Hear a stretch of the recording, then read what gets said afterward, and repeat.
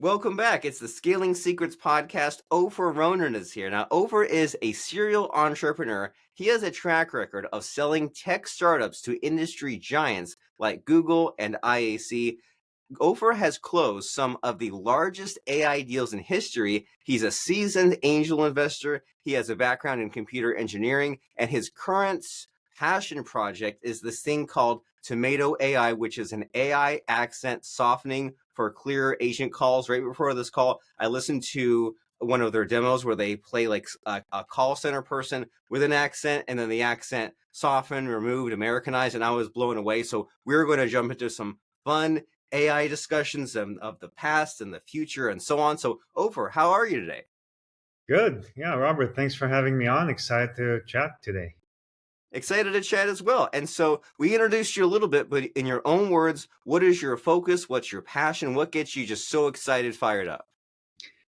So, over the years, I've done multiple startups, and what's really fun and cool about startups is you do your work and then it touches millions of people. Like, rarely can you think of jobs and roles where what you do literally has an impact, a positive impact on so many people.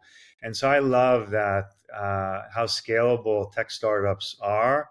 And I always am looking for something innovative that requires some unique research and development to bring to market. I love, yeah, the innovative process, and I get bored if it's something that's like a me too and also run. So in the past, I've had experiences where I created a startup and then others popped up trying to be the also run kind of companies. And you see that a lot. It's almost like when there's some kind of like popular movie, there's like five copycats. And you see that the same with companies and the apps. And I'll use some new AI tool, and the next thing I know, I'm scrolling through a Facebook feed, and there's yet another tool that adds captions to viral clips from podcasts, and I just see a new one every week. And so I see what you're saying, how that's kind of boring, lazy, not as exciting as Mhm. some of this kind of world changing stuff where you are solving the hard problems, right? You're saying, well, here's this thing that's never been done before, and people thought that it would never be fixed, or they never thought about it in this way, and we'll put our heads into it, right? We'll use this talent, we'll use this money, we'll use this AI technology, and kind of make it all work. And so, as far as the problems that you solved or seen solved with startups, Yeah. Tomato AI looks amazing, but like, what are just some of the cool things you've done and seen as far as these startups changing the world, solving problems? So, this is my third AI startup, and not many people can say they're on their third because AI wasn't cool until like a couple years ago, even less than that. And But I was at Google doing a couple of startups in their internal incubator called Area 120, and now I'm outside Google doing an AI startup. And what I like about AI is it just can accelerate automation and capabilities faster than the old way of writing heuristics, where you have to like think of the rules. Here you let data teach the machine how to do things. So I'm excited by as most people are these days about like AI, but I've been at it for a while, and yeah, and it's just really sometimes fascinating how the AI can learn things that you don't even intend for it to learn. And I can give you an example, maybe just to like bring it home. Uh, what the new business Tomato AI, Tomato, uh, takes someone with a heavy accent and makes them sound like themselves, but not as heavily accented.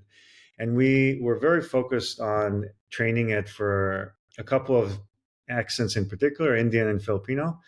But then we realized, oh, it can also make someone with a southern accent in the US sound more like an Ohio accent. The AI learned that on its own. And it works pretty well for certain LATAM accents. So that's the thing about AI. It's so exciting to just like see these like emerging capabilities that can come out, which also has real business impact. All of a sudden, your TAM, your market that you're going after, grows without you intending. That is fun. It's fun and it's funny and it's very interesting. Just the unintended uses for these tools. You make it for one thing, and next thing you know, it's being used for something else. And you think about like when they came out with like a cell phone. Who would have thought that it would eliminate the need for us to have watches, right? And like there's the Yeah, clock built right in. Whoever thought of that one deserves to retire on an island somewhere. And the voice stuff, especially is super crazy and amazing, right? You see about there's the technology with like the voice cloning, or you've seen yeah, some of these where it changes the language from English to Spanish and also does the lip sync. And so, as far as Tomato AI, like turning one accent into another, you think like even like audiobooks or like movies or something, right? Like you can have one person just play all the characters through all the accents, so all this crazy work involved. And so, how is that even possible? Like, do you like plug into like specific like APIs or merge them together? Like, how do you even begin to solve a problem like this of keeping the voice and the words and the audio the same, but changing the accent? Like, it blows my mind how to even approach that. So yeah, we have a team of PhDs that specialize in speech generation, and what they have been able to develop over the last couple of years is what's called a speech-to-speech model that doesn't require any pre-training. It's called a zero-shot AI model. All it means is when it hears a new voice, right away it knows how to copy it. Uh, in the split second and reduce the accent on it. It's all done in a split second as you speak. The listener hears you differently, like more Americanized is the first use case. But yeah, it wasn't something you could find off the shelf. We had to build homegrown models, which, by the way, is expensive. It requires more funding than a typical startup have done in the past. Just because, yeah, there's all this compute cost that in the past wasn't there when I did startups. So there's some new considerations when you do an AI startup, but the benefit of the approach we took is it ends up being your moat. You can protect your business better if you have unique IP, and it's something that's hard to build. Well, wonderful. And so you said that you're on your third AI company, and that is really cool because, as you said, it's new and it's fast paced, and it's also there's some other like hidden information built in there. Like you're a fast moving guy, but you also do a lot of things right. And you hear about scaling a company and selling a company to have the numbers right and your metrics and have your books in order and to hire good people, have a good team. And so, what would you say that you've done correctly? Like Yeah. what have you done well that others maybe have not? So, like every business, the people make or break the business. And so it's important to hire from the start amazing world class talent, the 10Xers, the 50Xers that really can run with an idea and take it further than you could, people that complement your skills. So every startup needs someone that can sell, and that's me in my businesses. And then I need someone that can build that's world class, that's going to create a differentiated technology that I can then sell. And so my first thing when I do a startup is to find a co-founding CTO, someone that can bring a team with them, someone that's respected by engineers, someone that's an expert in the field that we're going into. And so as an illustration, James Fan, my co-founder, led speech to text and text to speech at Google. He sold his own speech startup, virtual agent startup to Google. So like he was the right co-founder for this business. And so it starts with the co-founder, and then you build from there a great team. Now, I would also say on the selling side, I like the art of the large deal. I go for the big deals, the biggest ones I can think of, and it takes time, but then it really pays dividends once you get there. Now, I don't wait for those deals to drop.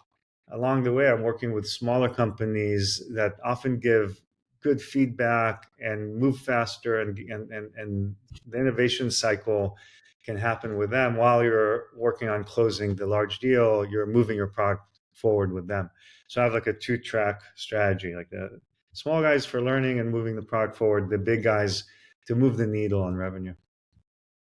Well, super cool. I love your logic here, your thought process. And you hear a lot of the time about how like these big companies are slow to move, and then the startups they can really get things done really fast. And that's why you sometimes you hear about like Microsoft buys up all these little companies, or Apple does, or like Google. I don't know if it's like a PR thing on their point, but you just there's a lot of buzz Mm, about the kind of the internalness, especially in Google, and like yeah, they have like just so many different weird tiny companies, and you've never heard of them. By the time you read the whole list, they probably acquired or built some more. And so you said before we started recording that you've had all these different scenarios with these three companies that you built, including one that seemed really cool was like the internally within Google. So like yeah, what kind of like models have been in place as far as these companies that you built and sold? yeah.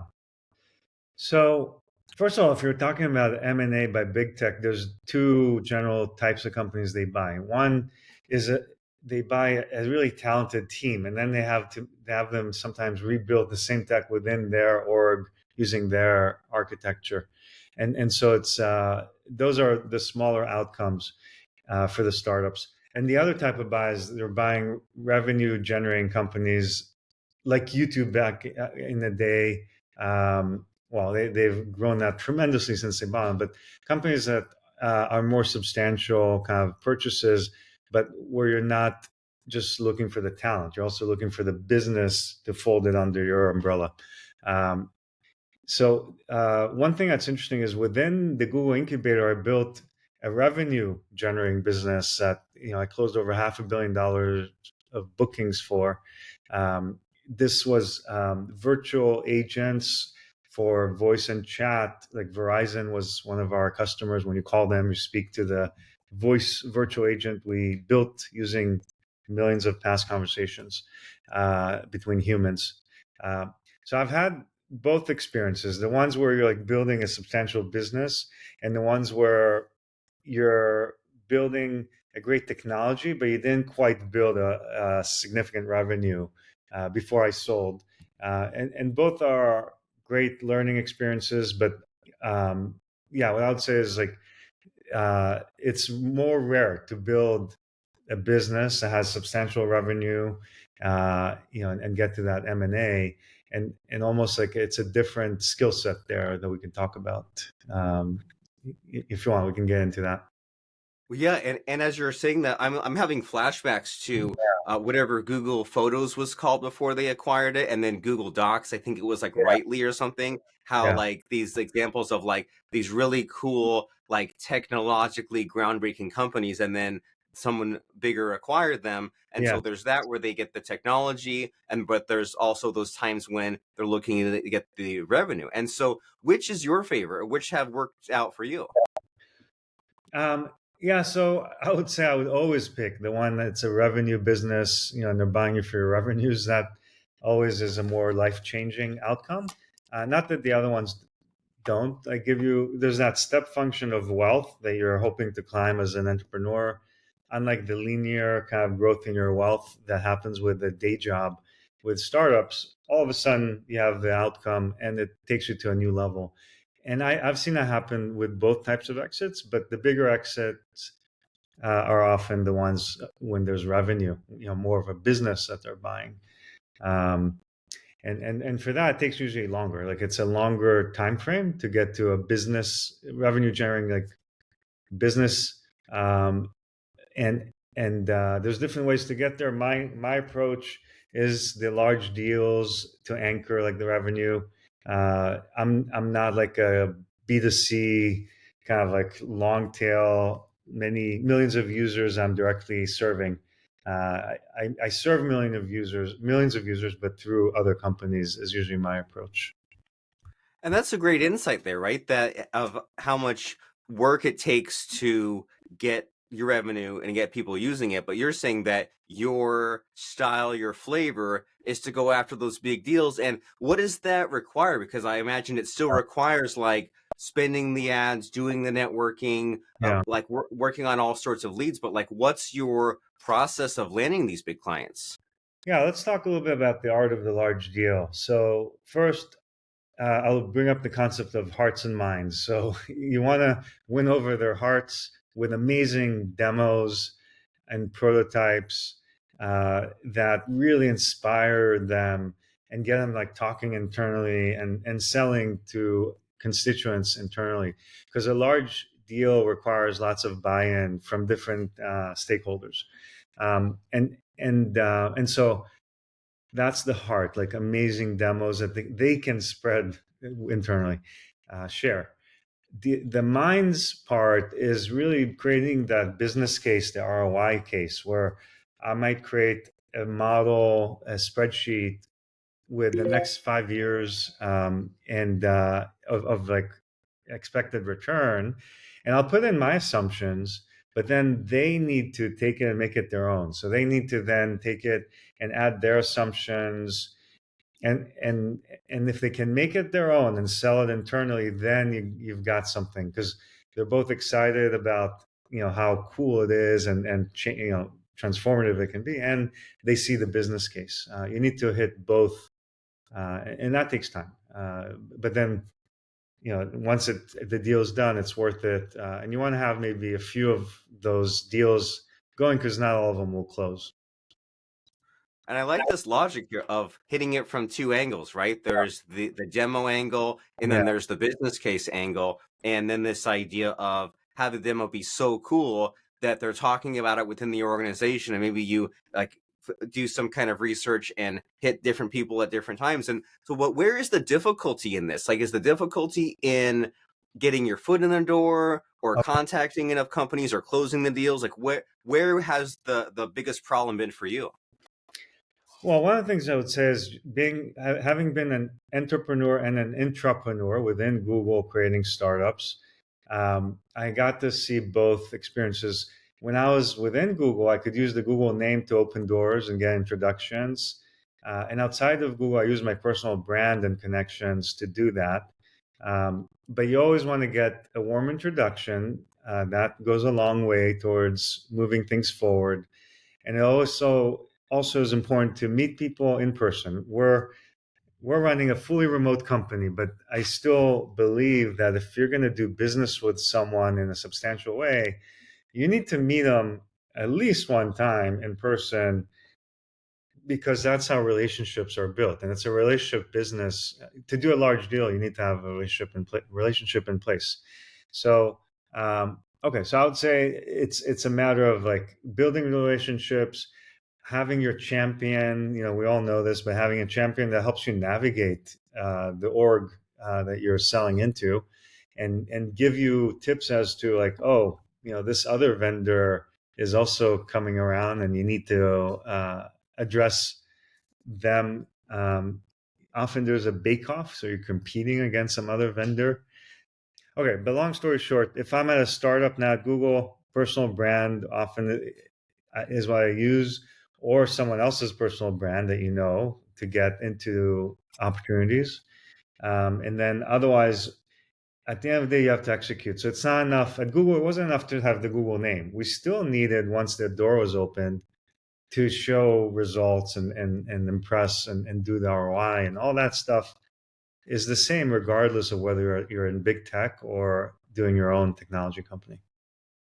Yeah, and I agree completely that you have these techniques, but usually it's this combination of techniques that gets the job done, right? Like if you're eating something, you stab it with the fork, but then you also cut it with the knife. If you're like trying to do like a checkmate in chess, you're like, well, I've got this piece blocking them here, but then also this over here. It's That's not right. just a one-pronged approach. It's like if I send someone a letter in the mail or make a phone call, I'm not counting on just that one touch point to do the job. I'm going to do all these other things. And so this is a great sort of set of rules or unofficial checklist for yourself as far as the people skills plus the strategizing. You say, well, you have this personal brand, you get this warm introduction, you figure out what your buy-in should be and what the obstacles are, like what might get in the way of the deal happening. And so with all of this like this work, so to speak, that has to be done, right? And the focus and meeting the goals, I imagine it can be really challenging, especially mentally, just like Hmm. staying in the game and keeping the focus and juggling all the tasks. So what do you have to share with us just about that entrepreneurial startup mindset and like thinking in the right way and doing the right things? Yeah, so I would say, first of all, your psychology will determine your success in life, and so the more you can work on your psychology, the better you'll do in life. And so start now. Don't wait. So who are you being? It matters more than what you're doing. It should lead with being. So I have a note here that reminds me to be satisfied with what is and so excited with what's to come and unfold. And if that could be like your daily mantra, like, wow, like I get to do this, I have all this in my life, I'm so lucky. And wow, like this is where I'm going, and that's so exciting. Like, if you can like really tune into that, life will be amazing. uh, and now some of the things that can help is to like shake you into that. Do a cold plunge, go on a run in the morning, get your head set right. um, is important because you can only like think about things so much. You need to like snap out of it and get into like the right place, in your body. So I like to do things like that first thing in the morning. I do a little bit of mindfulness stuff too, just to like also like get into the right headspace. All those things matter. So get those habits in, and that will go a long way. So it's not always just about the tactics, the strategies. It's also about your overall mental state. Wonderful. And I like with that post-it note, it has me thinking about like being in sort of the present and the future at the same time, right? There's the being satisfied with the present and also excited about the future, because if it's too much, and like the mindfulness is all about being in the present, but if it's like, oh, if you're too much in the present, you're not thinking about these future goals and what you should be doing. But then if you're too much in the future, then it's like you were just saying, where there's a lot of thinking and not enough doing. So I Yeah. like that, how there's the present plus the future.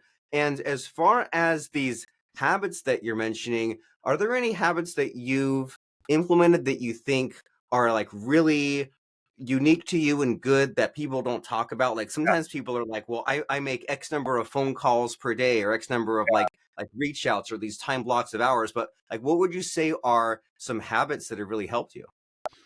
Um, well, first of all, in terms of going back to like the right mental state, twice a week I work out with a trainer, lifting weights. And what's good is like he's waiting for you. I can't, you can't like cancel it because he's waiting. So you create these like mechanisms that ensure you do these things, and that's been great for ensuring workouts. In terms of like habits, one of the things I did recently was finally get an exec assistant, and what she helps me do is scale the work that I need to do every day and do things I don't want to do that are important. And so, for example, she goes through my inbox and finds all these people that I was supposed to get back to that I forgot to. She goes through and sends all these emails as if she's me to potential hires, all these things that would take me so much time otherwise. So I can like give her coaching and prep her, and then she scales my work. So an illustrative example of like find things that are important that you don't want to do, that are like busy work that you could have someone else do it, even if they do an 80% of the job you would do. That's perfect. It doesn't need to be perfect. It doesn't need to be as good as how you might do it because it's done, right? So that those are the kind of things I always try to do, like delegate, delegate, delegate, and keep like only things that are strategic and important to yourself. Well, the Eisenhower square, right? It's like what's urgent and what's important and what like should be done, but maybe not by you 80% as good as you would do it, which is okay because otherwise you have this mix of 100% and 0%, right? Like Yeah. sure it's great if you do it, but it's done inconsistently. So why not have that trade-off of it's done pretty good, close enough, but also consistently, and you get that time back. And so we're kind of nearing the end of our conversation, and I really want to make sure that I ask you what I should be asking you. So, what am I not asking you? What's a missing question that you wish I just asked you right now? So let's see. Yeah, I think maybe just general advice on how to move forward. Like if there's people out there contemplating maybe starting a business, because we all know those people like that talk about wanting to do something. Here's my thoughts on that. You have one life to live, and you can always get a day job. Like, let's say things don't work out. Okay, go and get a day job, but don't have these regrets. Like, start now. Like, everyone listening to this, if you've been thinking about something for a while, doing something for a while, make a decision today. Have that breakthrough moment. Go and make the change, quit the job, start the business, start doing. Your initial idea is always wrong. As you start working with customers, you'll get towards closer to having something that's a business. So stop thinking and start doing. That's my recommendation. That's very nice and very helpful, and especially that part about how it won't play out the way that you expect. And I think that's huge, right? Because a lot of people say, "Okay, well, I'll start this business, I'll do this," and then when reality disappoints them, instead of being a little flexible and pivoting and doing what needs to be done, they just quit just because it wasn't the straight line success. And it's like, hey, like it's part of that journey and part of that process. And so you're saying we need to take action. And I like what you said a few minutes ago about the mechanisms to ensure success, right? You want to go to the gym, and if you just buy the gym membership and it's just you, don't take it seriously, that didn't work. But if you have the trainer who's there waiting for you, you're letting him down if you don't show up. Now you Yep. have to go. Like I have this friend that he wears some big, huge, ugly ring, and he has to get like even like 200 words of writing done, just like a little tiny amount. And he's like, I need to get my writing done because I want to get this stupid giant ring off my finger. So that's very interesting, this idea of having the tiny mechanisms for success to make sure that you do it and that you get the job done. And so speaking of getting the job done, you've given us these cool tidbits, these cool stories about startup Mhm. success, but podcast is only a little bit of a taste, right? And people Mhm. they tune in, they do the searches on the podcast and the YouTubes, they find someone like you and they say, "Oh my gosh, this guy Ofer, like I need to find out more about him, about Tomato AI, about scaling and selling a business." So how can someone do that? What are some Yeah. next steps here? What sort of websites should they go to? I would say LinkedIn is a great place to connect with me. You can search for my name, Ofer Ronen, and happy to provide to see if I can be helpful to folks that reach out. So yeah, I would say that's probably the best place to go. All right, and that is first name Ofer, Ofer, last name Ronen, Nonen. Oh, actually, And no, it's Ronen, oh, Ronen. what did I say? Oh, Nonen. Yeah, Ronen. Yeah, Oh no. Okay, okay. Well, so Ofer Ronen, and that's yes, a sign of adultness, of maturity, right? If you make an honest mistake, someone corrects you, you just go back and fix it and don't lose your stride. So right. Ofer Ronen on LinkedIn. And then as far as the company Tomato AI, we Yeah, mentioned it a little bit, but can you recap and tell us why we should check that out as well? yeah. Look, more and more AI will help us do our work better. And our goal with Tomato AI is to help people in every corner of the earth get more economic opportunities. All of a sudden, someone in Madagascar can work with someone in Scotland, and they can converse seamlessly. That's where we're going with this. And so I would say anyone around the world listening, this type of technology can really uplift folks. And so if you are interested, reach out, go to Tomato AI. There's ways of contacting us there. We're primarily working right now with call centers, so definitely send those kind of opportunities. But we're going to over time help with other things like these meetings, any kind of meetings with creator economy. So we'd love to talk to folks about that. Very cool. We could both be talking on a podcast like this with crazy accents from who knows what country, right? Right. Yeah. And what's also cool about this technology you mentioned here is that it's instant. Like a lot of times with the AI, you're used to like waiting for the chat GBT or whatever to create all the text and you check back in 5 minutes. But this is really exciting, if I understand you right, That's that it's instant. So it's in a call center thing. You speak it, they hear you, you just have a real time conversation.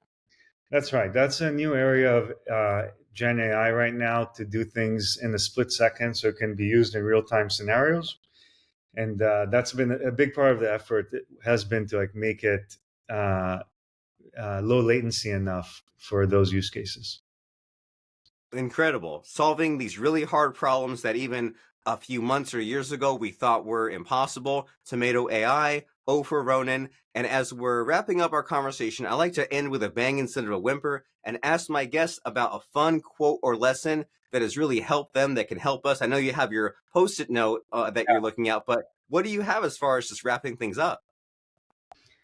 Okay, well, let's see. In terms of a fun lesson, I would say when I was in college, my entrepreneurship professor said, in order to become financially independent, you need to do a startup at least 3.5 times, is what he said. Like, because it takes time before you have your big success, that changes your life.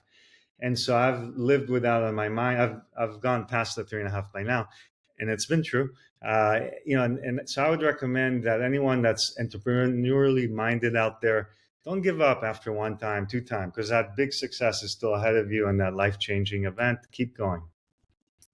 Very inspiring. They say failure is an opportunity to do even better next time, do it again more intelligently. And That's right. so, very nice. Ofer Ronen from Tomato AI. Take the risk, do the thing, build the company, take the entrepreneurial journey. You'll be glad you did. Ofer Ronen, wonderful speaking with you. Thanks, Robert. Great to be here.